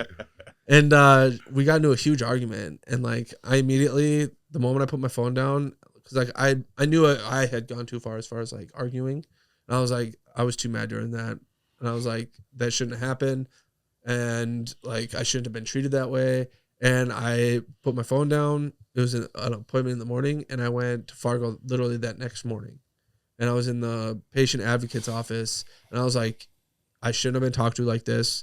I basically pointed out like all the shit. I was like, you guys say you're here to help us. Like, if you want to be technical, like I'm the VIP patient at the VA because I have a Purple Heart and like I have 100% permanent total rating.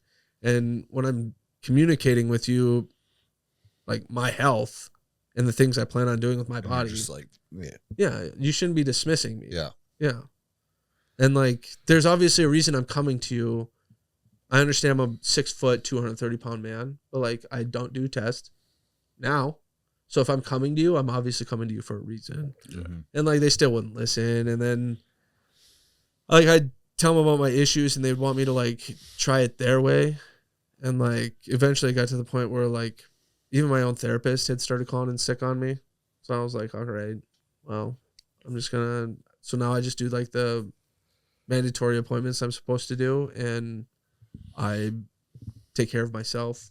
That's why I do yoga. That's why I do jujitsu. That's why I work out. Eat healthy. Did you get on TRT? No. Have you tried going through Limitless? That's who I was trying to go through. And they said what? They said I did all the blood work tests and they said that I had like my liver enzymes were too high. So when I went to the VA, they said fatty liver disease. And there was no treatment plan. There was literally nothing. She just didn't want me to do testosterone because the VA doesn't approve of it. Mm. I was like, I'm not trying to do. I feel like now would be different though. Like they would. It's a 2-year process, no matter what. When did you first go in there? 2017. I would try 2018. now. Yeah, dude. they'll They do got- it now if you just have low test. Yeah, they got way better people working in there now. One of the guys that used to work out at our gym is like the manager over there, and he's a big proponent on helping people. Yeah. So if you're interested in it, trying again. I tried. At the time, I took it as like the big man speaking to me saying, hey, man, same for you. But is it though? Or is it just like some dickhead people that don't really understand the importance of a male having optimal testosterone ranges? See, that's Up what to I'm this saying. point, I'm like 100%. Because the big man upstairs is all about free will and everything. But if there's people out there that don't understand how important it is for a male to be within those ranges, like, I think you should probably I owe it up to you to give it another shot. I really do believe that you would feel. I know I feel freaking. My levels were lower than that, right? Yeah, like you're my like a levels were 13-year-old like girl. non-existent. I was a You female was. had more testosterone than I did at one point, and now I feel fucking amazing. My levels are in 1,000. I go to that clinic, Yeah. and they're at 1,000 right now, and I feel great. I look great. I'm 35. That's subjective, but You know that I look juicy. But anyways, I'm just saying it doesn't hurt to at least try again, I think.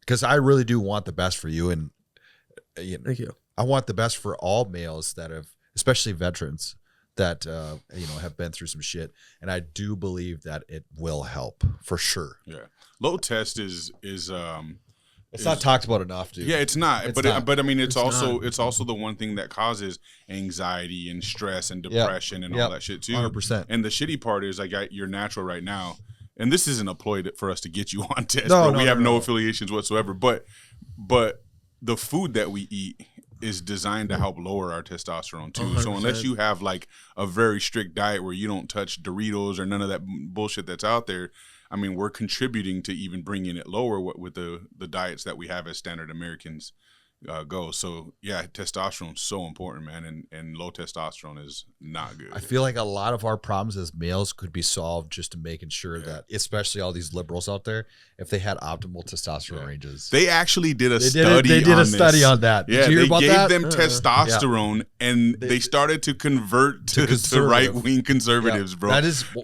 They actually did a study on it. Dead serious. It's the Yeah. craziest thing in the world. Good. I think it was some like 100% of the people that they did it on too had Ended up being had conservative. that result. Yep. Yeah, they started to like look at their liberal ways and be like, wait a minute, as their testosterone levels went higher, bro. It's the weirdest shit ever, but it's true. Have you gotten tested recently? No. and sleep, dude. Like sleep is Dude, I slept so much when I came home. Yeah. I Like bet. over the past, I like, bet. just so. I literally am like shocked at how much I would sleep. Like when I ended up going through a divorce after I came home, or a few years after I came home, and when I was like after the surgeries and like kind of healing and stuff, like when I didn't have him, I would get off work and I would just sleep until I had to do something. It'd be like 12 hours minimum. I'd be able to like sleep 16 hours a day, easy peasy lemon squeezy. It was like the best time of my life too. Just you'd wake up and like obviously like you're in pain and stuff, but like just that time, yeah, slept so much. Sleep is a big thing. mm-hmm. Yeah. Yeah, I don't know, man. It doesn't hurt to try, at least if I thought about it, but I'm doing pretty good now. Like I came home and like I developed gout. I've got gout too. It Yeah. sucks. Weird. I like what we eat. Yeah. You should get tested again to see where it's at. Maybe it is back in normal ranges. Maybe the yoga is helping. How's your diet? Good. Good? Yeah, I actually eat pretty clean. Do you feel good? I'm always in pain. Like every part of my body hurts. Yeah, I have a headache testosterone every won't day. help that. No. But I guess it doesn't hurt to get tested just to see where you're at. You know. But I thought about doing it illegally, but then I'd have to learn about it.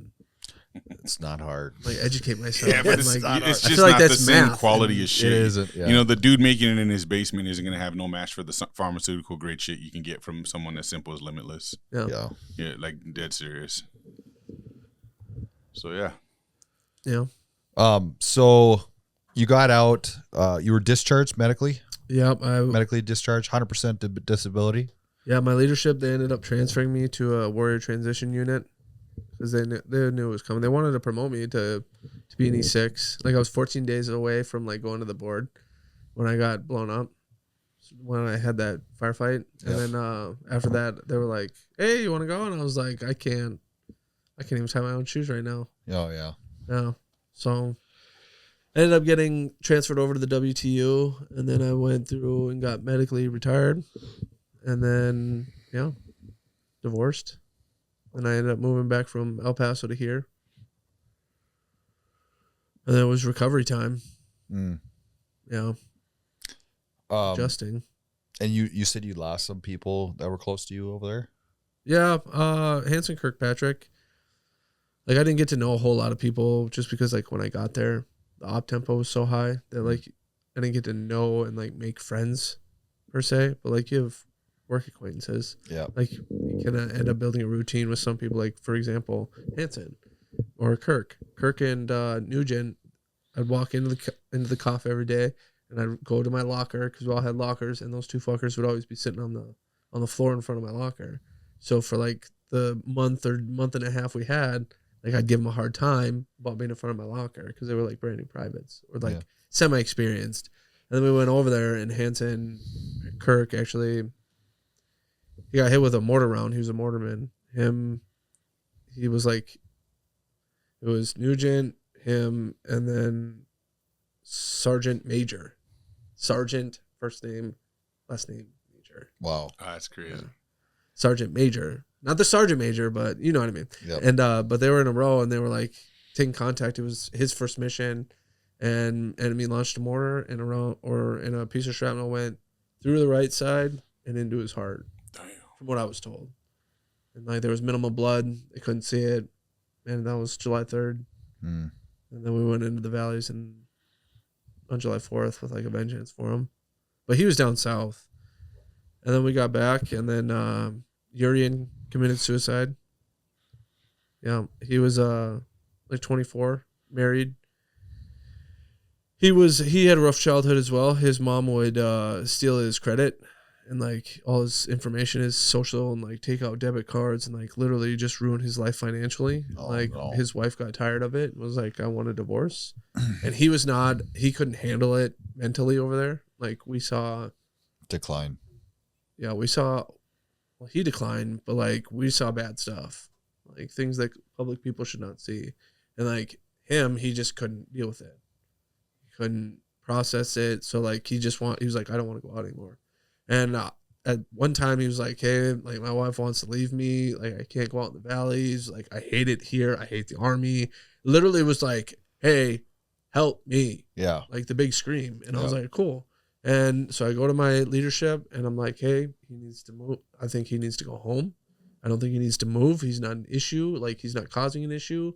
He just like, he was so distracted by everything. He just was like not there mentally.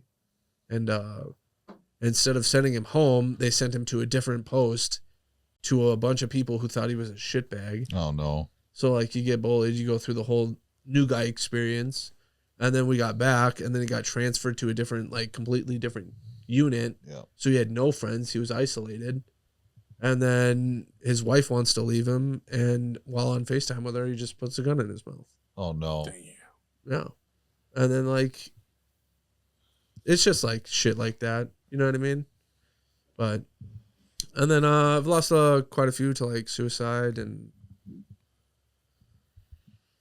accidents. Like we had, we're talking about training rollovers. Like there was a rollover in Afghanistan, same situation, just things like that. Losing friends like that way. But Shettles, he thinks he's slick though. He went in, he's kind of smart. So he went in, I don't know if it was an accident or what, but I think he's kind of just trying to pull some wool over my eyes. But he went into he had like a house with a attached garage. and he left his car running in the garage and went in the house. They found him and his dog. So he was gone. In the car? No, in the house. So he just left like his door open or something to the garage, or He just left it running in the garage with everything, and it just slowly leaked in. He went and took a Wow. nap and never woke up. damn, Yeah. that's crazy. Wow. Yeah. So, did you watch the Afghanistan withdrawal going on live on TV when that was going down? Oh, yeah. What did you feel like when you first saw that? So for me, I came home and like nobody really offered me a job. Nobody was like, "Hey, we want you to work for us," except for Darren Bramseth, my boss. He he owns CJ Incorporated and Top Dog Attachments. We make skid steer and tractor attachments. Mhm. And like, I was kind of getting into welding as I was getting out, just like as a trade. And like I was in the production company or in the production business before I left. Worked a team and things like that, and I liked it. So when he offered me the job, I was like, great. And like I had my kid on a 2-2-5-5 schedule, custody wise. So I would have him two days, she would have him 2 days, I would have him 5 days, she would have him 5 days, which is the worst schedule alive, by the way. It's absolute trash, and I hate it. And so like I told him, I was like, hey, I'd love to work for you, but like my kid comes first. And he was like, absolutely. Like, we appreciate everything you've done. And like, they've been absolutely great. They've worked with me at every step of the way. Like anytime my kid has like a doctor's appointment or whatever, like, have a great day, Skov.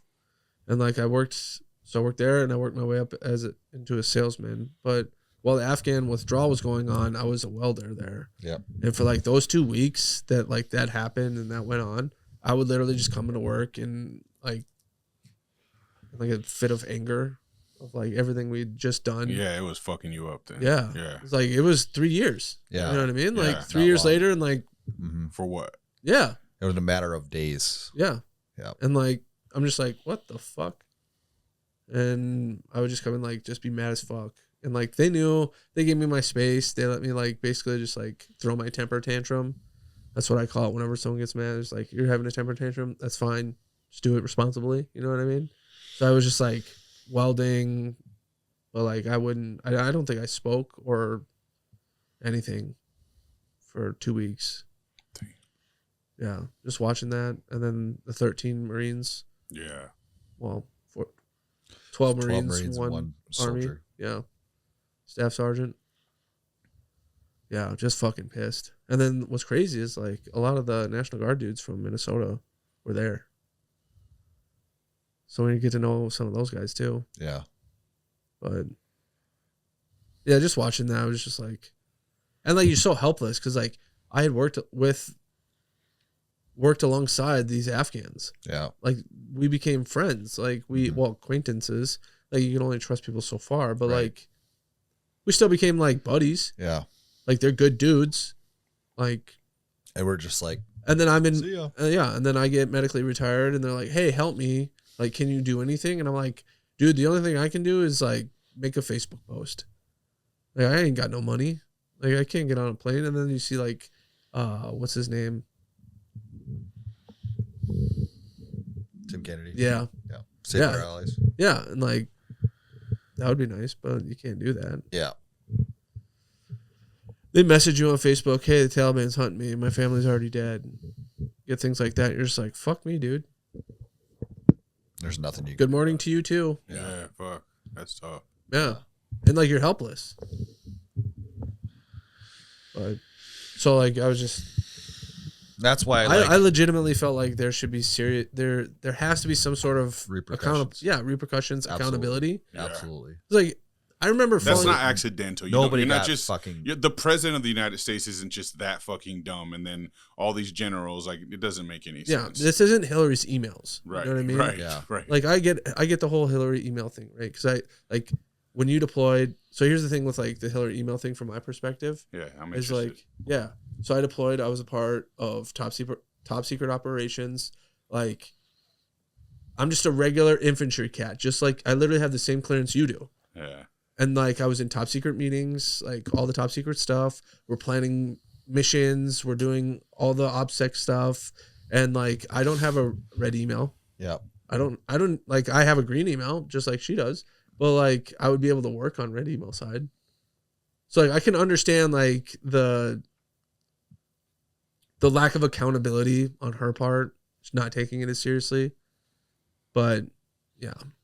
Yeah, didn't she like? However, she fucking bleached her. Yeah, I was gonna say she poured phone, though, bleach. so Okay, but on that's all- stuff. Yeah, on that's the, on stuff the that's hard got- drives and all something that. in there that she didn't Yeah, want anybody she to went see. a little extreme, But on like fear if factor. you and I, if you know, you, like she was like, oh, okay, I'm scared. I gotta get rid of if this. you and I evidence. did that, we'd be in Leavenworth right now.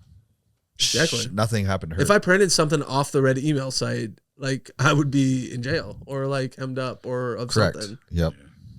But yeah. But yeah, and that's why I was so fucking pissed off at the 2020 election. I mean, thinking about it or looking at what happened and seeing the graph now, I'm pretty sure we know that the 2020 election was fixed. Yeah, especially with 100%. this election missing Yeah. what 16, 20 million votes Yeah. that So, were mysteriously there in 2020. but Yeah. still, I mean, he did have millions of people voted for him, and I was like, I fucking knew something bad was going to happen, Yeah. right? And something bad did happen, and then the lack of accountability following it, and him fucking checking his watch when those bodies came home, everything about it just like it lit my body on fire. Like and it's hard for me to be currently serving under that when you just witnessed everything that's happened. I've never been to Afghanistan or Iraq, but I was in the 80A unit that lost a lot of people. Yeah. And that means something to me. So when you witness that type of lack of leadership and zero accountability of anything, it fucking pisses you off so bad, you know? Yeah. And then just seeing you guys, all the shit that you guys been through in Afghanistan, the people that you've lost both there and here, and you witness that on TV. It's very aggravating. And I think that's one of the things that goes into this election was just it was our way of holding accountability, you know, with this election. What was the stockpile of things? There's a whole Yeah. fucking list of Yes. shit that we were sick of that we didn't want to change, and that's why Trump. But that's definitely on the fucking list. But that's one of definitely big on the list. ones. Yeah. It was for me. It Yeah. was for me. I Like, think for most of course, I'm not going to Americans. vote for a Democrat at this point, but that was my biggest. It wasn't even them forcing the vaccine on me, but it was the Afghanistan withdrawal. Was mine. And that was mine. That was my big fuck you Yeah. to me. So, what did you feel like when you saw that? When you woke up, did you stay up on election night or did you go to bed? To bed. What did you feel like when you woke up and you saw that Trump had a landslide victory? Oklahoma pulling through. Yeah. Not one county blue. Yeah. So like what, That West was Virginia? fire. Oh yeah. Dude, Minnesota that was video- Just today they officially announced Nevada too. Yeah. So there's Yeah. that, and I think Arizona. Did you guys see that? Did you guys see that clip where they're like, "This is the counties that Biden won in 2020," and then they're like, "This is the counties that Kamala is currently trying to, or whatever." And it was like not one. He's Zero. like, "What? Not one county?" Zero, bro. That's insane. Dude, that's crazy. Oh Yeah. my god.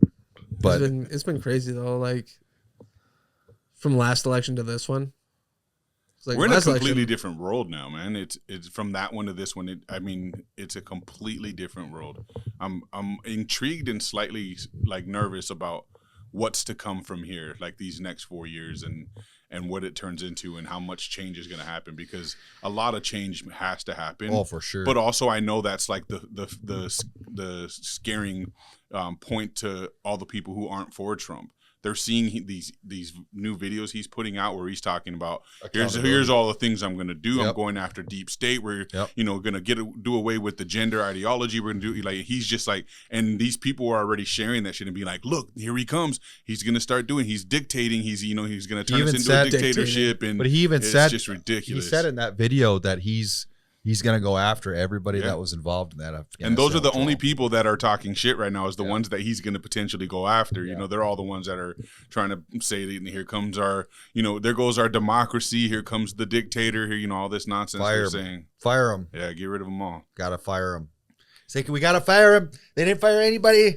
We're gonna fire him.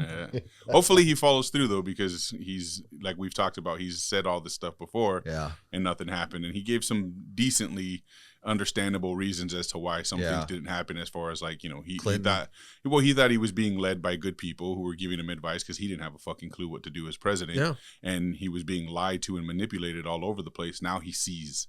And he's just like, it'll be different this time. Yeah. So I'm hoping heads roll, too. Man. I hope he goes in there and just makes some shit happen.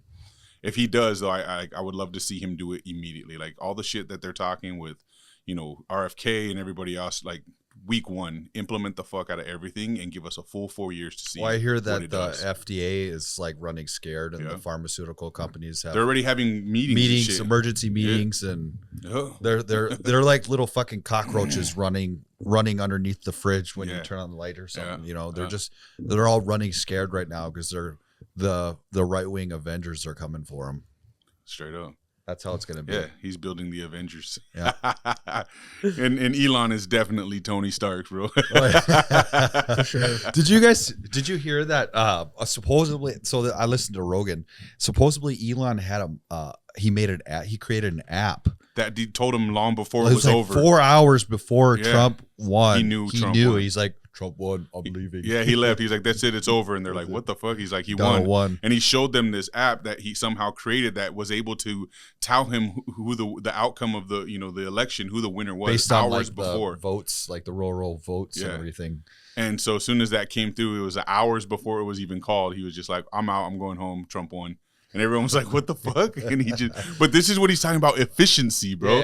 This guy has the not just the money, but the brains and the team behind him to be so efficient at things. Where they asked him, like, Joe Rogan asked him, how the hell are you going to come in and do all this stuff for Trump with everything else that you have going on? And he's like, well, I'm pretty good at efficiency.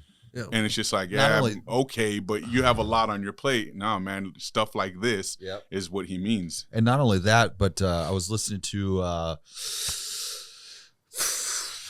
dude, I don't remember, one of the congressmen's being looked at for a cabinet position, and he was telling me that, or he was saying on there that he was like, this is during a hearing, he had a bag of bolts that one of these contractors was charging the military like $90,000 for a bag of bolts that would have cost like $150 at the hardware store.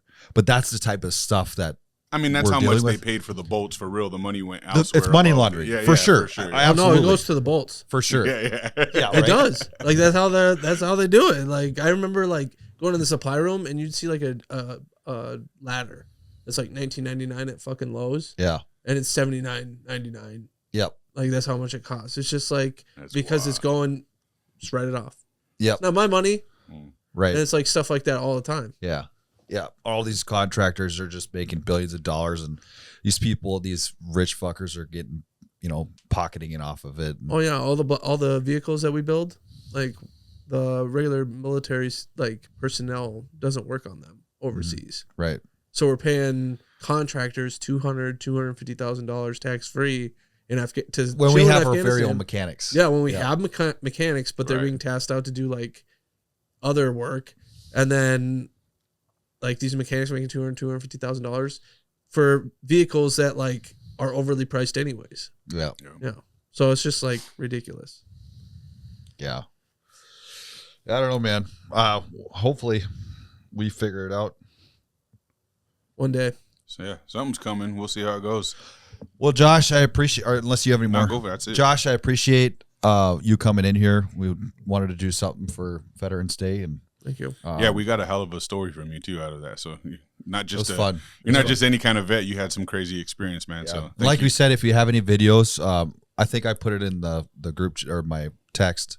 His email, if you shoot it over him. I sent you an invite too, if I'm not mistaken. Mm-hmm. So you can my email. Yeah, that's my email. Or if you want to send me on Messenger too, I can forward it to John. But yeah, I really appreciate everything that you've done and all of your boys that you're with, everything that you've guys done. Thank you. You're a brother, through and through. So appreciate you coming here, sharing everything. Thanks for having me. You bet. Appreciate it. Cool. All right, guys. As we said, this is our Veterans Day special. So happy Veterans Day to everybody out there. We appreciate everybody in their service. Don't forget to like, subscribe, share the podcast.